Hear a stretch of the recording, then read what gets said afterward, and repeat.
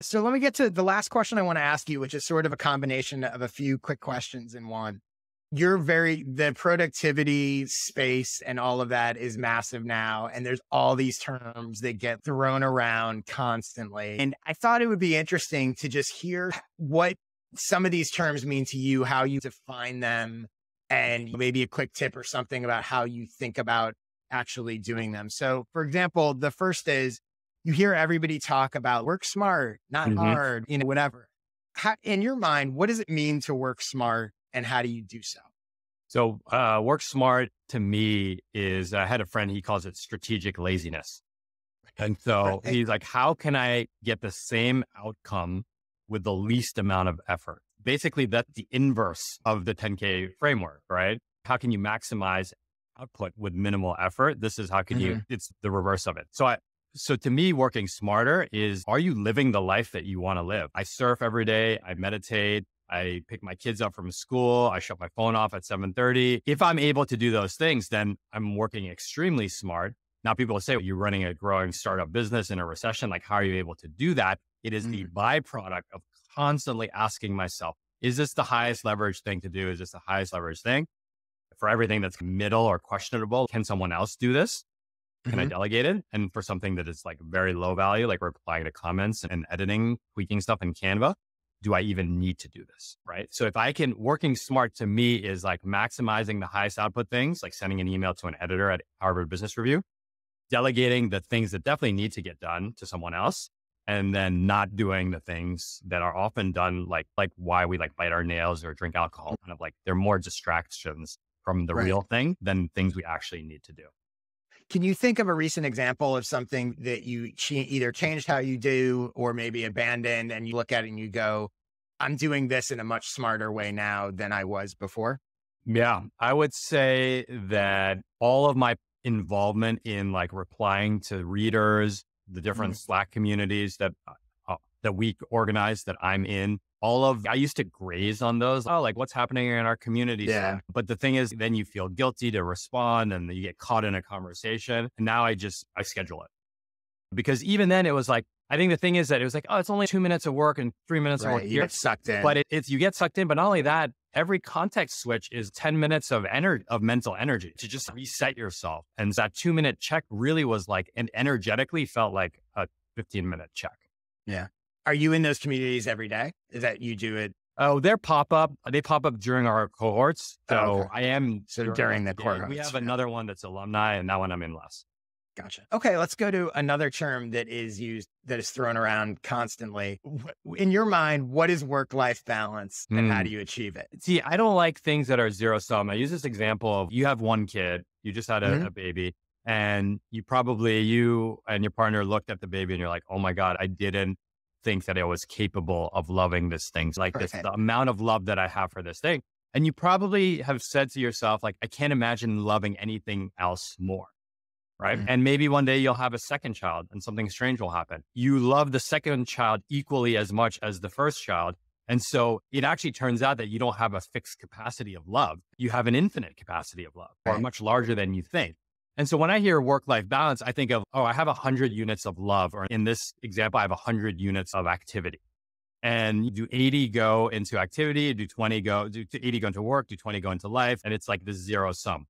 What I would propose is something completely different, is like when they work in harmony with each other, right? So I surf, like I'm a CEO. A lot of my job is thinking, and I surf and I go on walks and I don't bring a notebook, and I'm actually doing the most important CEO work, but I'm getting my vitamin D. I'm in the water, the salt, the fresh air. So I think that there's a harmony, and that harmony comes from knowing what your boundaries are, what your non-negotiables are. Like I've had a few health issues, and so I have some non-negotiables on sleep. Like I'm never going to sleep 6.5 hours again, ever, under normal circumstances. So you have to know what your boundaries are. You have to know what you desire. I'm also not trying to build the next My First Million or the next hustle.co. I'm not trying to sell this company. I'm not trying to make hundreds of millions of dollars from Rad Reads.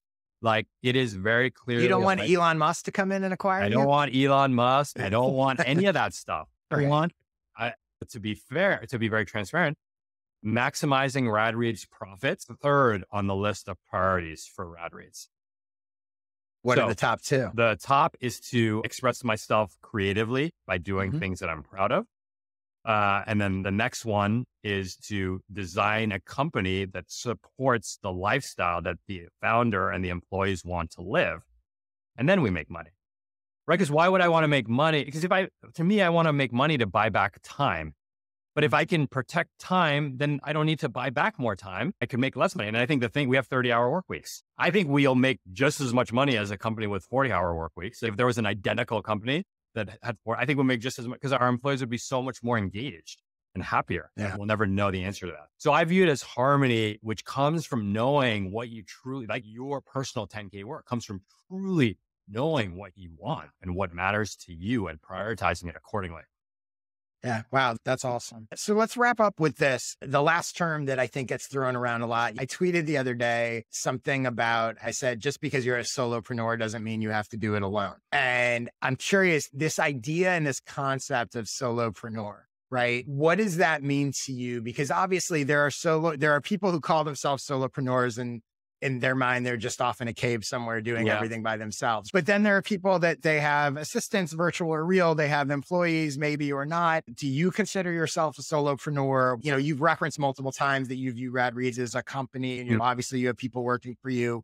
What do you think it means these days to be a solopreneur? I'll answer the easier question. I don't think of myself as a solopreneur. We have W-2 employees. So did you ever? Yeah, I think I did when it was just me in front of a computer, right? So there's kind of Khe in front of a computer. Then there was like contractors and virtual assistants. That's where I actually don't know. I probably wouldn't have called myself a solopreneur. Was that a conscious shift or was that always the plan? I guess part of what I'm asking is when you, and I know you have, people should look it up because you have an amazing backstory and all that.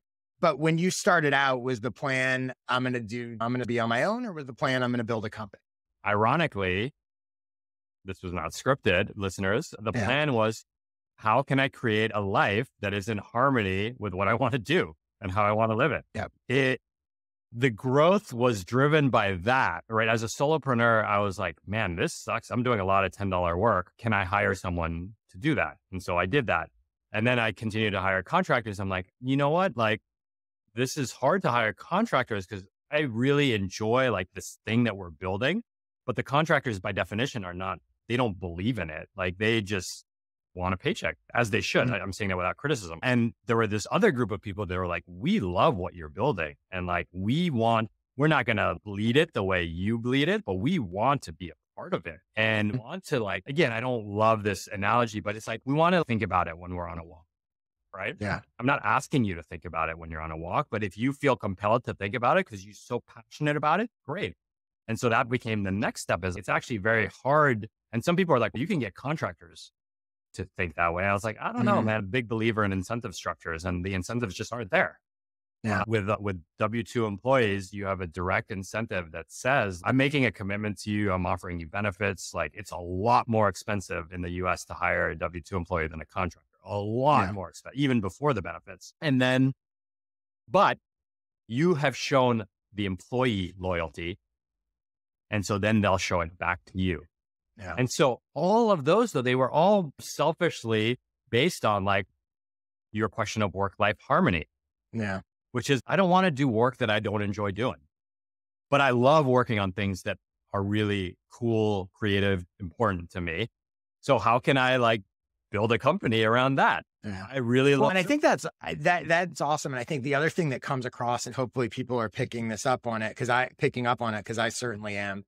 You have a clear North Star in what you actually want. Yeah. And I think a lot of times it's interesting how often I'll talk to people and I'll go like, what's your goal? And they're like, oh, I want to grow my newsletter. And then, like, what do you actually want?